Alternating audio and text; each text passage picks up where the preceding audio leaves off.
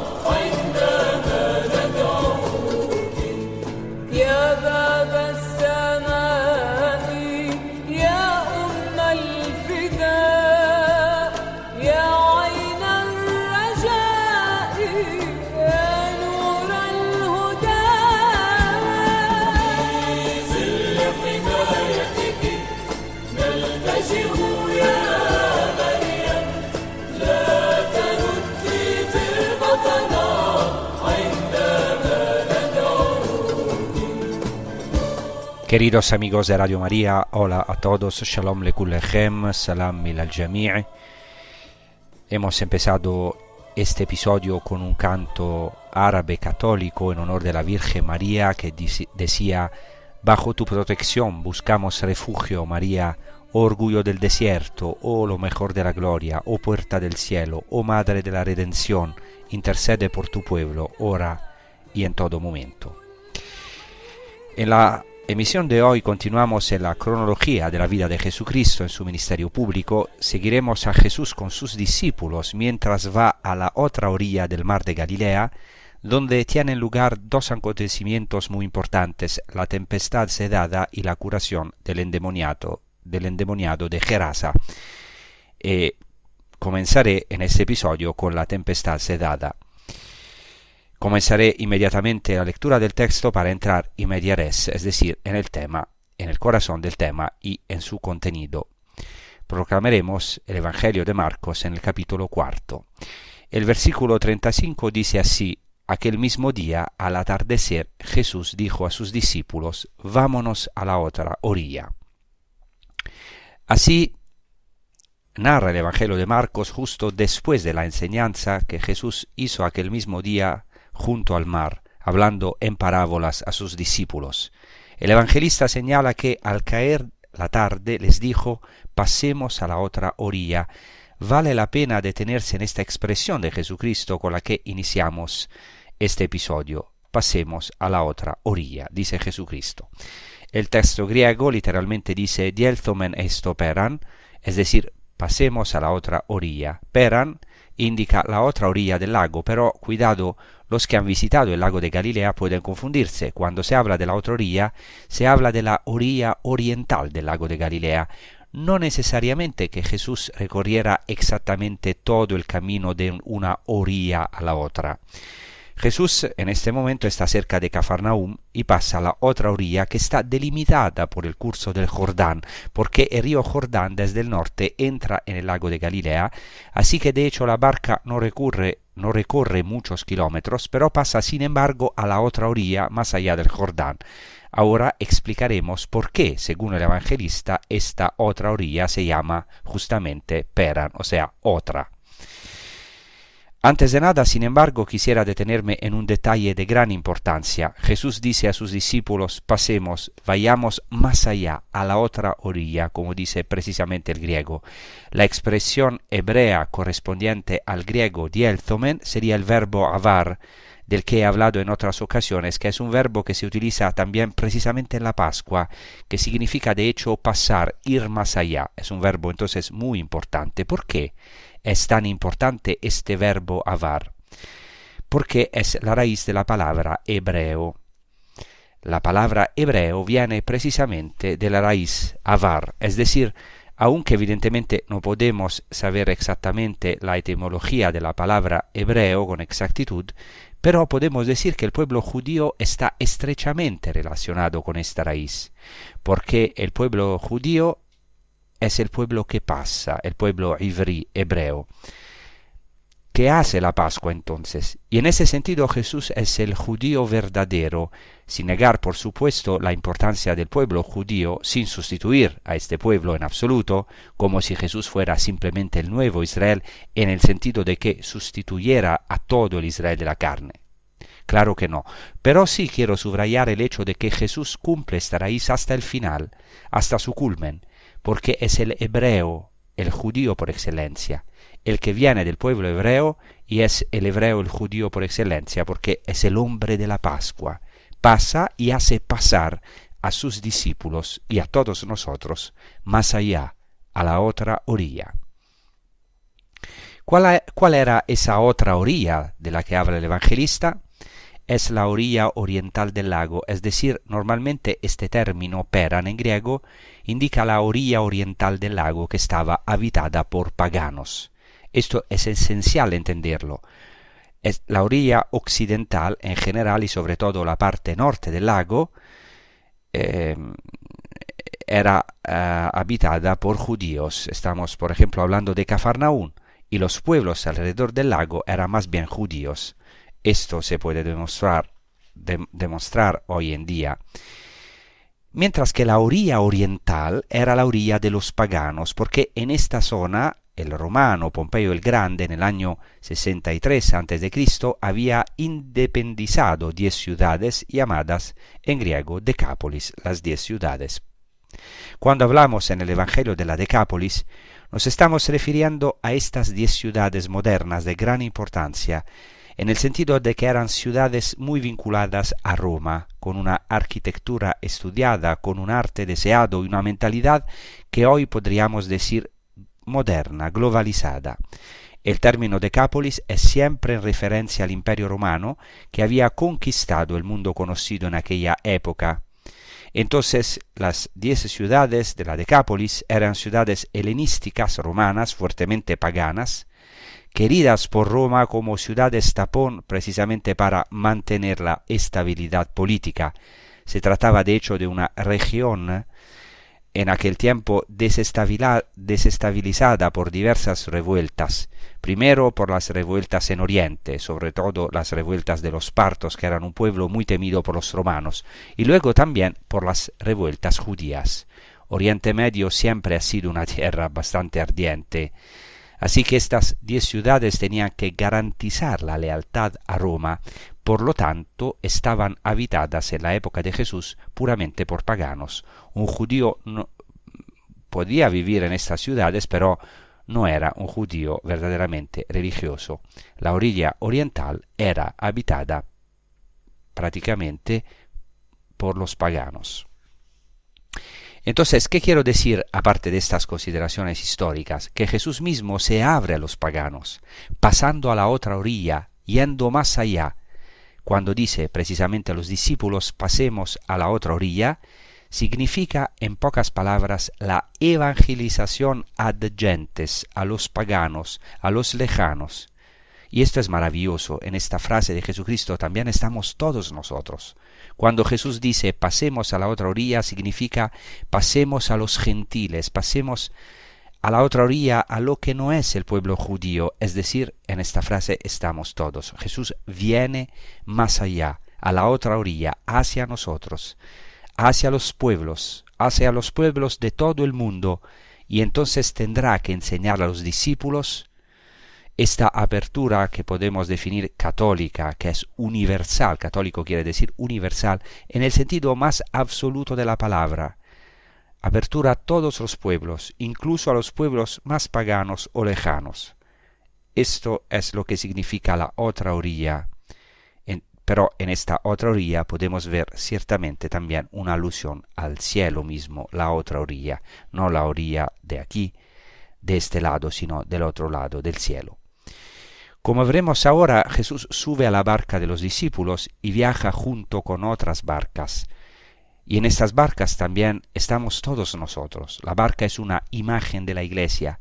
La travesía es una imagen de nuestra travesía en este mundo. Y Jesús dice con decisión, vayamos a la otra orilla, a lo que es otro. Aflojemos las velas, rompamos las cuerdas y las amarras que nos mantienen atados a esta orilla. Esta llamada hoy se dirige a nosotros. De hecho, estamos llamados junto con los discípulos de Cristo a pasar a la otra orilla. Somos hoy los apóstoles de Cristo, que tantas veces estamos atados a esta orilla, a la orilla, podemos decir, de nuestra mezquindad, de nuestra pequeña vida, y estamos llamados a partir con Cristo a una maravillosa aventura de evangelización con Él, a todos los pueblos adyentes, a la apertura más universal posible, y luego, sobre todo, a pasar a la otra orilla, que es el cielo, que es el reino de los cielos, que es el paraíso, donde estamos llamados a transbordar con Cristo y sobre todo a transbordar a esta generación. Este es el escenario del acontecimiento de la tempestad en el lago del que hablaremos hoy. Ahora continuemos con el versículo siguiente. Dice el Evangelio de Marco 4:36, y despidiendo a la multitud le llevaron consigo tal como estaba a la barca. Entonces Jesús se despide a la multitud porque esta experiencia de la tempestad calmada es para los elegidos, digamos, para los escogidos, para sus apóstoles, que luego tendrán que testimoniar a todos los pueblos las maravillas y los prodigios de Jesucristo y de Dios mismo en él. Y le tomaron consigo tal como estaba. El evangelista Marcos está muy atento a los detalles. Aunque su evangelio es el más corto y conciso comparado con los demás, veremos que pero da detalles que los otros evangelistas no dan. Le tomaron tal como estaba. Jesús no tiene tiempo ni de cambiarse. Estaba enseñando, pero tiene que irse deprisa. Tiene prisa por llegar a la otra orilla. Y le toman inmediatamente tal como estaba, y añade el evangelista, también había otras barcas con él. Podríamos decir que se trata de un verdadero viaje misionero, una misión a la otra orilla, no solo la barca de los apóstoles y discípulos más cercanos, sino también otras barcas. Ahora vamos a hacer una pausa y vamos a rezar con un canto muy conocido, que precisamente habla de Jesucristo que viene a nuestra orilla para transbordarnos a otra orilla, a la otra orilla.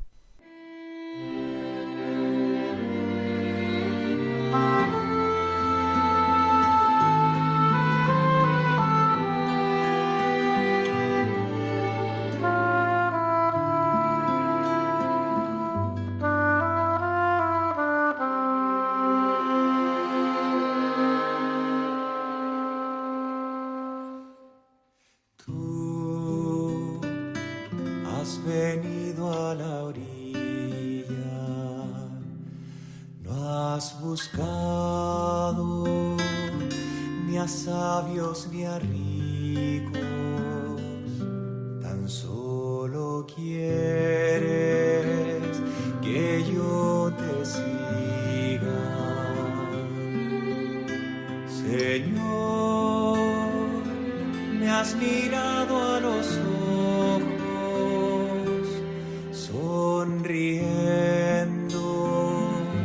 has dicho mi nombre. En la arena he dejado mi barca, junto a ti buscaré otro mar.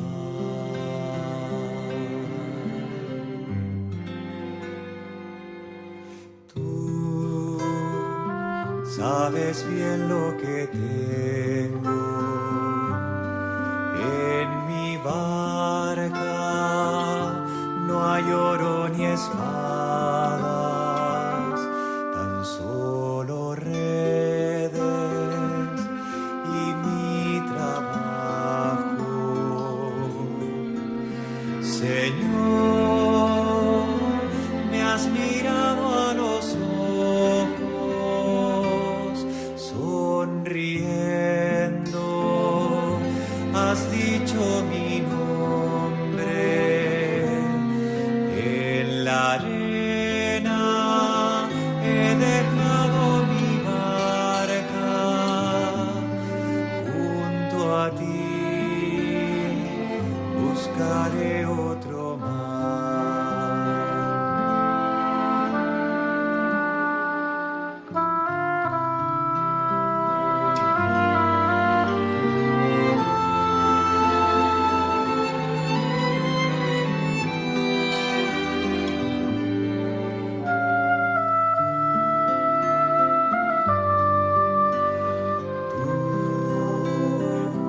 Necesitas mis manos, mi cansancio, que a otros descanse, amor que quiera seguir amando.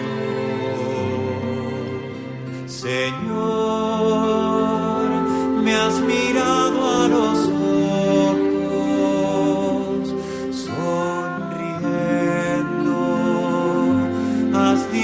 mi nombre. En la arena he dejado mi barca, junto a ti buscaré otro mar.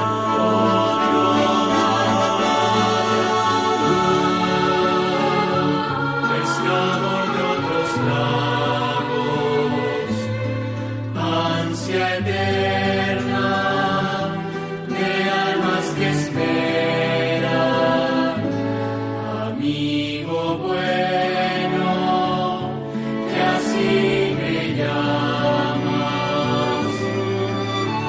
Señor, me has mirado a los ojos, sonriendo, has dicho mi nombre. En la arena he dejado mi barca, junto a ti buscaré otro mar.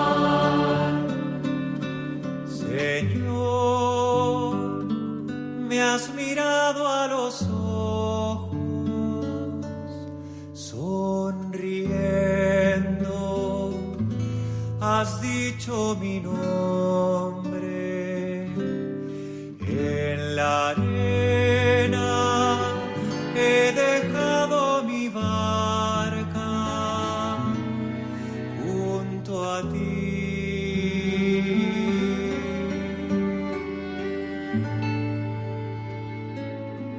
buscaré otro mar.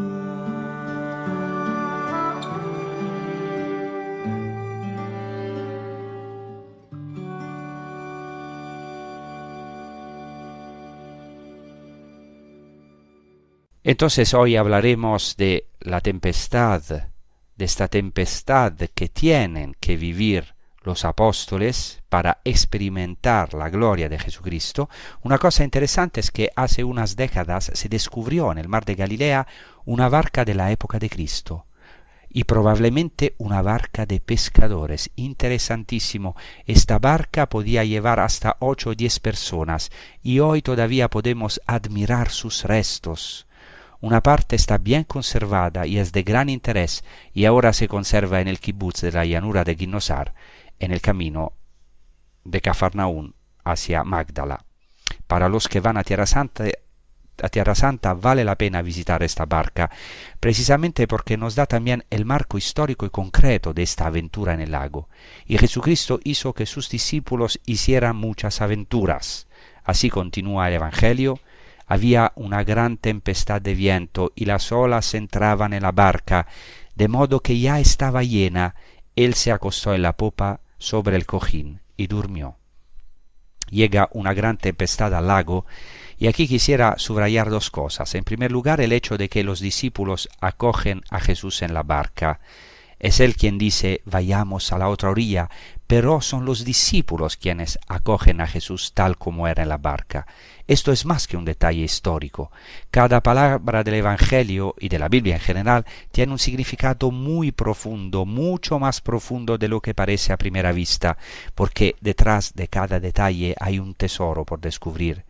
Podríamos decir que hay un maná por saborear. Acoger a Jesucristo en la barca tal como es, a eso estamos llamados. Estamos llamados a acoger a Jesucristo en la barca tal como es, sin querer cambiarlo. Una de las cosas que nos ponen la vida patas arriba muchas veces son las tormentas que tenemos que aceptar, que quisiéramos cambiar. Quisiéramos cambiar a Jesucristo, que nuestra vida fuera siempre plana, tranquila. Pero aceptar a Jesucristo significa aceptar el desafío, o mejor dicho, esperar las batallas. También dice el libro de Ben Sira, del eclesiástico, hijo, si te presentas para servir al Señor, prepárate para la tentación. Por supuesto, lo más grande, el mayor consuelo, la mayor belleza que podemos experimentar en nuestras vidas es aceptar a Jesús en la barca. Pero esto también implica tormentas, y en general en la vida tenemos tormentas repentinas. Quisiera subrayar cómo el lago de Galilea es un lugar santo, porque, como veremos en este acontecimiento de la tempestad calmada, Jesús se revela como Dios mismo, el Dios poderoso que apaga el tumulto de las olas, como dice el Salmo, el Dios que apaga el orgullo de las olas, que cabalga sobre la tempestad. Pero el lago de Galilea es en sí mismo un lugar santo, porque en medio del lago, en medio de la tempestad, se produjo esta teofanía que significa aparición de Dios, esta epifanía de Dios en Jesucristo que atraviesa la oscuridad de nuestras vidas y calma nuestras tempestades.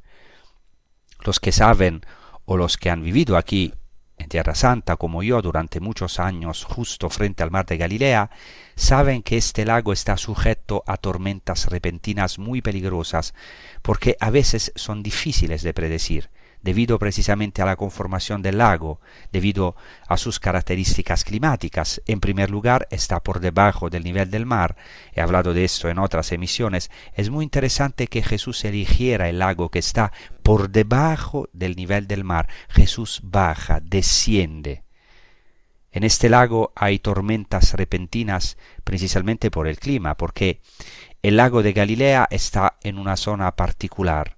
Por un lado está sujeto a los vientos del norte, de hecho muy cerca del lago de Galilea está el monte Hermón, que es muy alto, y las montañas del Líbano están cubiertas de nieve, a veces incluso hasta el mes de abril, así que hay vientos fríos que chocan en cambio con los vientos del desierto, porque el lago de Galilea está de hecho en el borde del desierto, tanto en Transjordania como luego más al sur en Samaria comienza la zona desértica y esto hace que el lago está sujeto a tormentas repentinas. Yo mismo fui testigo de una de estas tormentas repentinas. Una vez vivimos esta tormenta tan dramática en el lago. Estábamos en 3 barcas grandes, no como en las que se subió Jesús con sus discípulos, que seguían siendo barcas pequeñas, en las que cabían, como he dicho, 8 o 10 personas, eran barcas de pesca, mientras que nosotros estábamos en barcas de turistas de 100 personas cada una.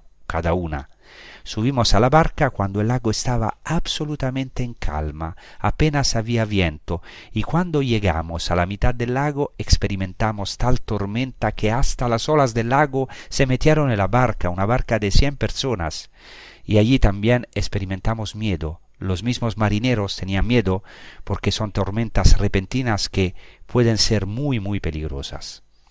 Esto es lo que viven los discípulos cuando ya es de noche, y como hemos leído, el evangelista Marcos subraya que Jesús está en la popa, y añade en comparación con los otros evangelistas que estaba sobre la almohada y dormía, es decir, dormía muy bien, incluso dormía sobre la almohada, y esto es una palabra para todos nosotros.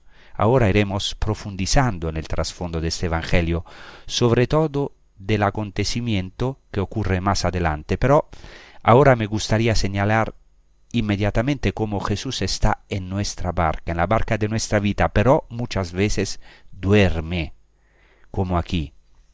Esto, en primer lugar, es una referencia al Antiguo Testamento, pues nunca debemos olvidar el trasfondo del Antiguo Testamento cuando leemos el Evangelio, y este duerme de Jesús ciertamente hace alusión a un profeta que por cierto fue muy probablemente el único profeta que vino de Galilea, es decir, Jonás, y que por lo tanto era muy querido por Jesús, porque era de Galilea.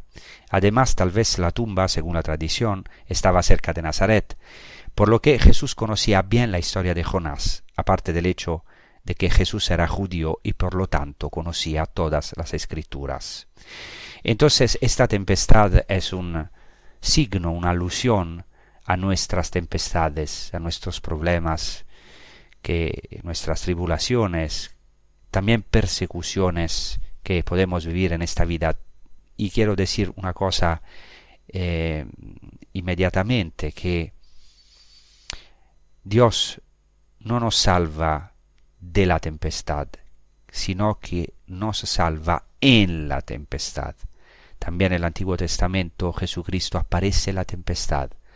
También en el libro de Job, Dios habla en la tempestad, se manifiesta Job en la tempestad, o sea, en el sufrimiento, en la tribulación, en el medio de las olas. Por eso ahora vamos a rezar con un canto que se titula Muchos me han perseguido, es un canto de Kiko Argüello ejecutado por Marc Farrugia, que habla precisamente de estas persecuciones que todos nosotros tenemos que vivir, estas tormentas, estas tempestades que el Señor nos permite de atravesar en nuestra vida para que se manifieste su gloria. Mucho me han perseguido desde mi juventud, mucho me han perseguido, que lo diga Israel. Mucho me han perseguido desde mi juventud, mucho me han perseguido, pero no han podido conmigo. Sobre mi espalda aradores, sobre mi espalda alargaron su surco, sobre mi espalda araron los aradores, sobre mi espalda alargaron su surco, mas el Señor, que es justo, rompió las coyundas de los malvados, mas el Señor, que es justo, rompió las coyundas de los malvados. Retrocedan los que odian nación, retrocedan los que odian nación, retrocedan los que odian nación, retrocedan los que odian nación, que sean como la hierba que crece en el tejado, como la hierba que se seca antes de arrancarla. De ella no llena el segador su mano, de ella no llena su regazo el gavillador. Retrocedan los que odian nación, retrocedan los que odian nación, retrocedan los que odian nación, retrocedan los que odian nación. Entonces Jesucristo, como dice el evangelista Marcos, en el medio de la tempestad duerme. Y esto hace referencia a un profeta muy probablemente de la Galilea, como Jesucristo, un profeta del Antiguo Testamento que es Jonás. Cuando Jonás huye de Dios, como está escrito en el libro homónimo de Jonás, se embarca para Tarsis y sopla un fuerte viento en el mar, como dice en el primer capítulo de Jonás, y entró tal tempestad en el mar que la nave estaba a punto de romperse.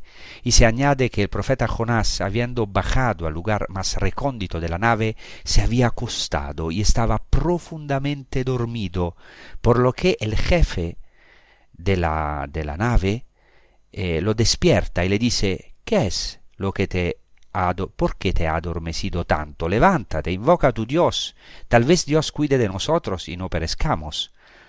Exactamente, o muy parecido a lo que sucede en el Evangelio, lo que los discípulos dicen a Jesucristo. Los que hacen los marineros en el caso de la historia de Jonás es echar suertes para saber por culpa de quién ha sucedido esta desgracia de la tempestad, y la suerte cae sobre Jonás.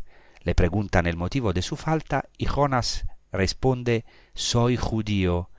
Y recordemos lo que decíamos al principio del episodio sobre el significado de la palabra judío, hebreo.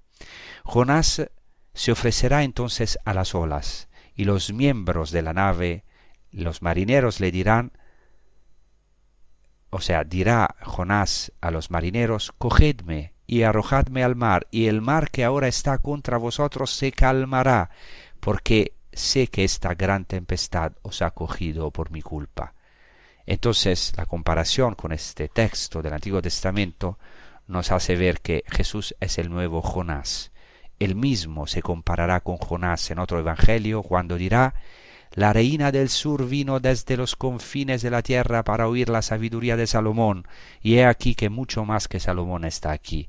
Los ninivitas a la predicación de Jonás se convirtieron, y he aquí uno más grande que Jonás. Jesucristo mismo se presenta como el nuevo Jonás, y también aquí Jesús es verdaderamente el nuevo Jonás porque duerme en la barca. Pero ¿en qué sentido Jesús es el nuevo Jonás? En el sentido de que no habrá necesidad que se arroje a las olas, por ahora, porque Él se manifiesta ante sus discípulos como el Dios que calma las tempestades, que dice a las olas y dice al mar y al viento: silencio, calma. Y entonces esto se cumplirá también en su pasión. Entonces Jesucristo se ofrecerá exactamente como Jonás, ofrecerá su propia vida, y de hecho Jesús mismo dirá: no se dará a esta generación perversa y malvada otra señal que la de Jonás, porque como Jonás estuvo 3 días y 3 noches en el corazón de la tierra, así estará el Hijo del Hombre. Es el mismo, es Jesucristo quien se arrojará a las olas del mar y a la muerte, y luego resucitará como Jonás de las profundidades de las aguas, es decir, de las profundidades de la muerte. Por eso es tan importante profundizar al máximo en este Evangelio. Por eso Jesucristo está en nuestra barca. Muchas veces en nuestra vida parece que está dormido, pero está en nuestra barca, y en ese momento los discípulos despiertan a Jesucristo. Así sigue el Evangelio: se echó en la popa sobre su almohada y durmió. Entonces le despertaron y le dijeron: Maestro, ¿no te importa que estemos perdidos?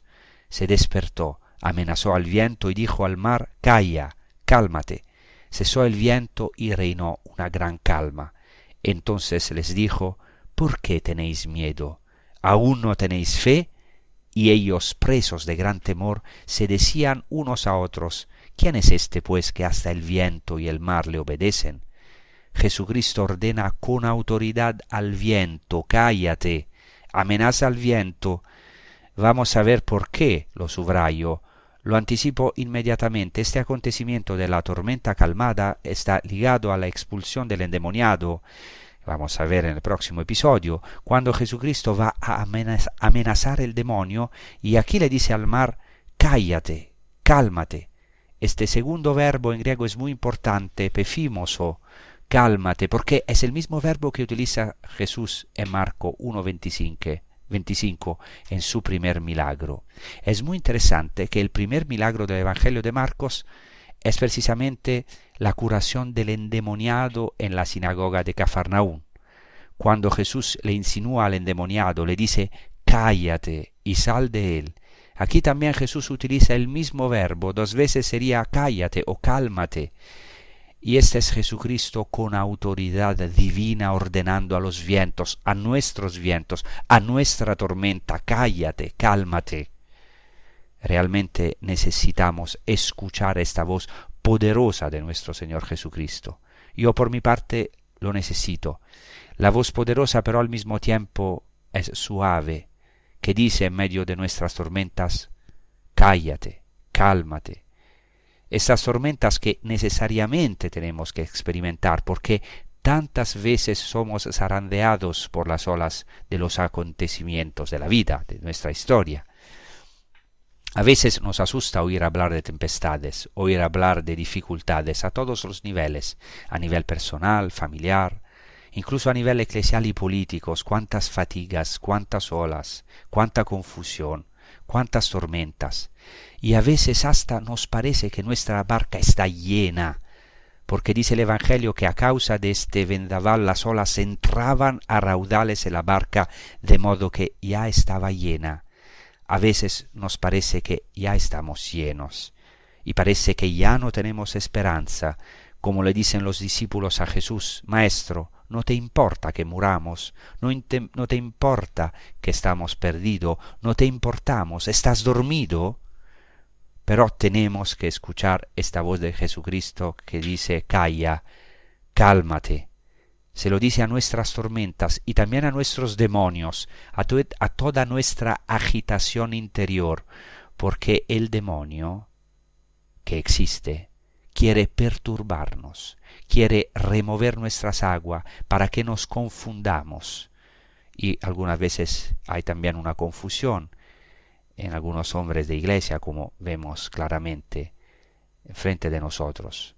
Entonces el demonio intenta confundirnos, perturbarnos, para que tengamos miedo y perdamos la fe. Pero Jesucristo nos dice hoy, dice a cada uno de nosotros: calla, cálmate. ¿Cuántas veces estamos revueltos? ¿Cuántas voces hay dentro de nosotros? No podemos calmarnos, no podemos aquietarnos, pero la voz de Jesucristo tiene ese poder, esa voz que todavía resuena no solamente en este lago, sino a través de su palabra, a través de los sacramentos, incluso a través de la proclamación del Evangelio. Cuando se nos proclama el Evangelio, Jesús hoy nos dice: callaos, calmaos, e inmediatamente después se dice: cesó el viento y reinó una gran calma. Entonces les dijo: ¿por qué tenéis miedo? ¿Aún no tenéis fe? Jesús pone a prueba la fe de los discípulos, nuestra fe. Y se utiliza este término griego deiloi, que quiere decir cobardes. Podríamos traducir la frase: ¿por qué sois tan cobardes? Aquí se traduce: ¿por qué tenéis miedo? También algunas veces en algunas traducciones. Es verdad, reconozcámoslo. Muchas veces ante la vorágine en la que nos encontramos empezamos a tener miedo, a dudar, porque en el fondo no tenemos fe o tenemos poca fe. Por eso Jesucristo tiene que decir muchas veces a sus apóstoles: hombres de poca fe. Y de hecho en el Evangelio de Mateo se utiliza esta expresión: hombres de poca fe.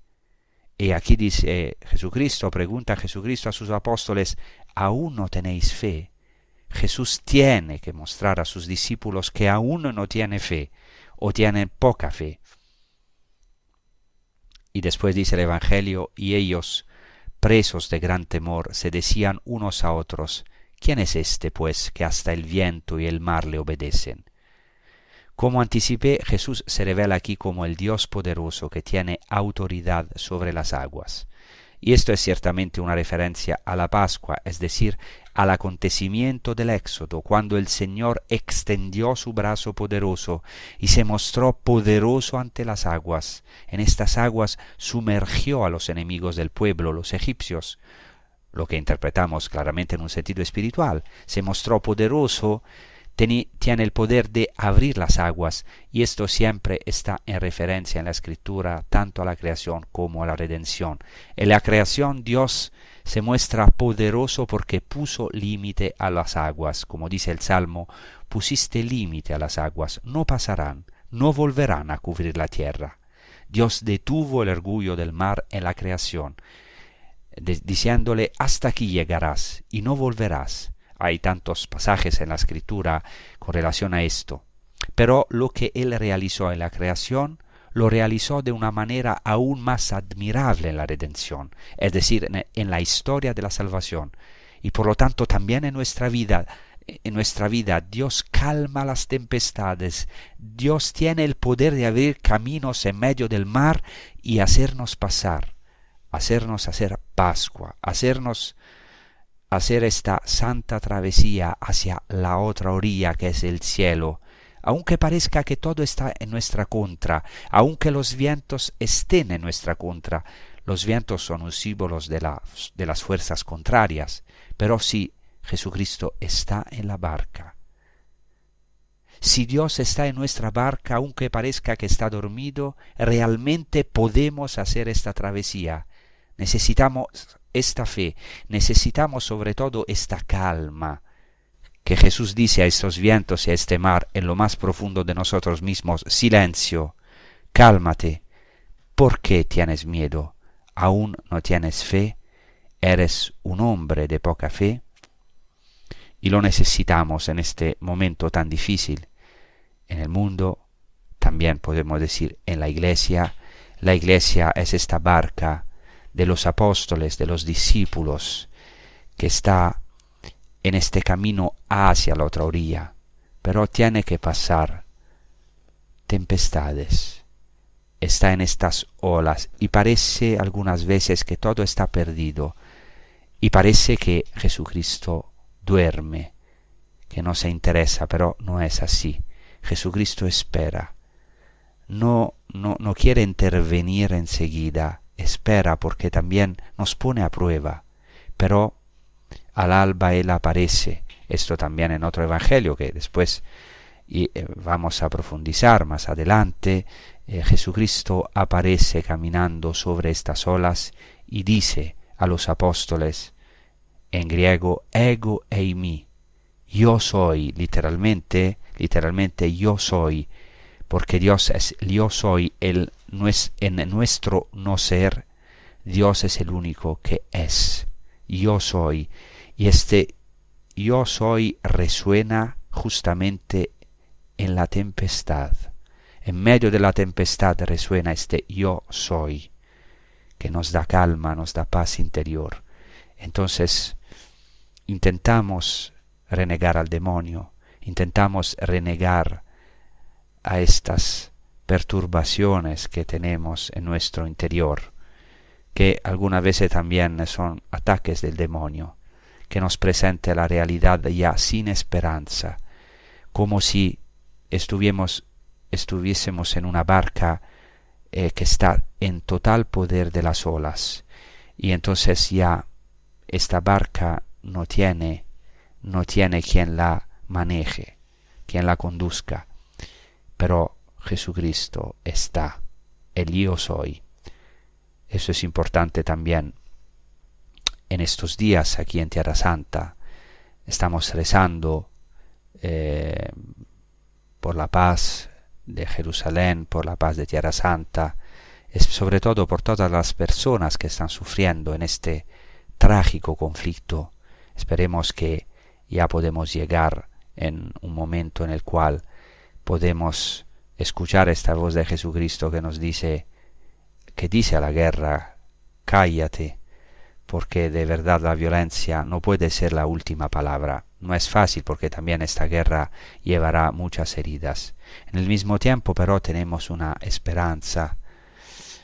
Hoy justamente celebré en el santuario de Betfagé, el Corpus Domini, el Santísimo Cuerpo y Sangre de Cristo, y he visto que todavía hay un pueblo, hasta que hay un pueblo en la tempestad que está en la barca de Jesucristo, hay esperanza para este mundo, porque somos llamados a llevar esta gloria de Cristo, esta luz, a todas las naciones, a ayudar a esta generación a pasar a la otra orilla. Nosotros mismos lo necesitamos, que Jesucristo nos tome y nos lleve a la otra orilla.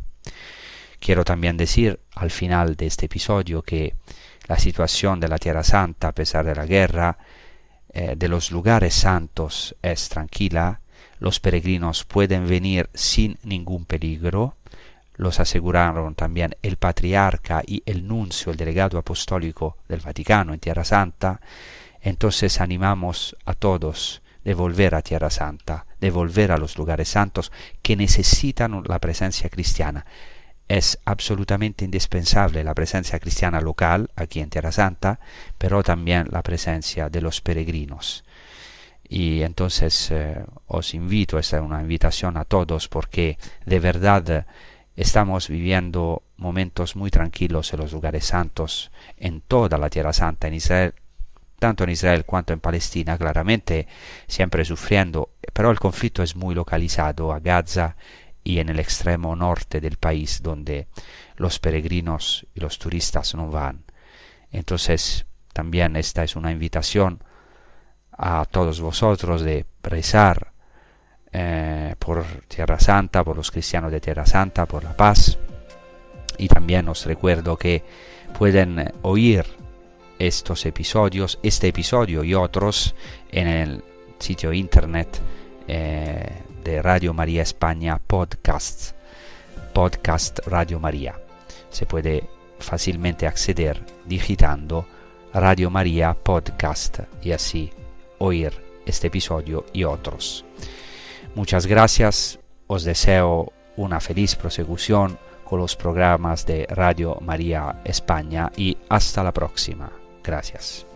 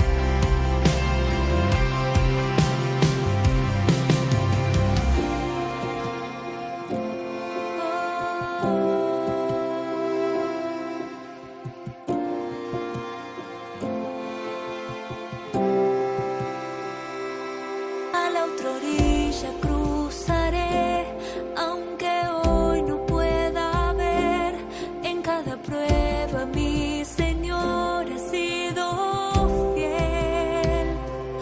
Una palabra bastará y calmará la tempestad. En cada prueba en Jesús yo confiaré. A la otra orilla cruzaré, aunque hoy no pueda ver. En cada prueba mi Señor ha sido fiel. Una palabra bastará y calmará la tempestad. En cada prueba en Jesús yo confiaré. Es el Señor quien conduce mi barca en medio de tormentas, en medio de las aguas. Es el Señor de la tierra y los mares, quien tiene el timón, quien tiene el control. A la otra orilla cruzaré, aunque hoy no pueda ver. En cada prueba mi Señor ha sido fiel. Una palabra bastará y calmará la tempestad. En cada prueba en Jesús yo confiaré. Es el Señor quien conduce mi barca en medio de tormentas, en medio de las aguas. Es el Señor de la tierra y los mares, quien tiene el timón, quien tiene el control. Y yo descansaré en su voluntad.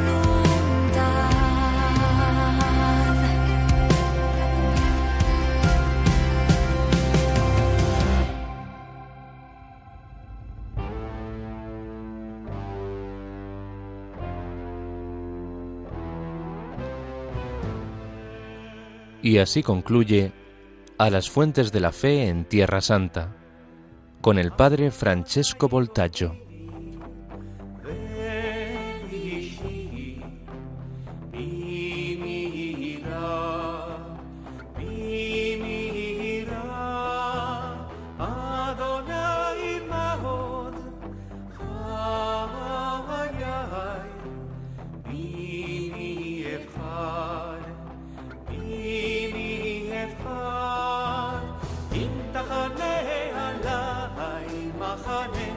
לא יירא ליבי אם תקום עליי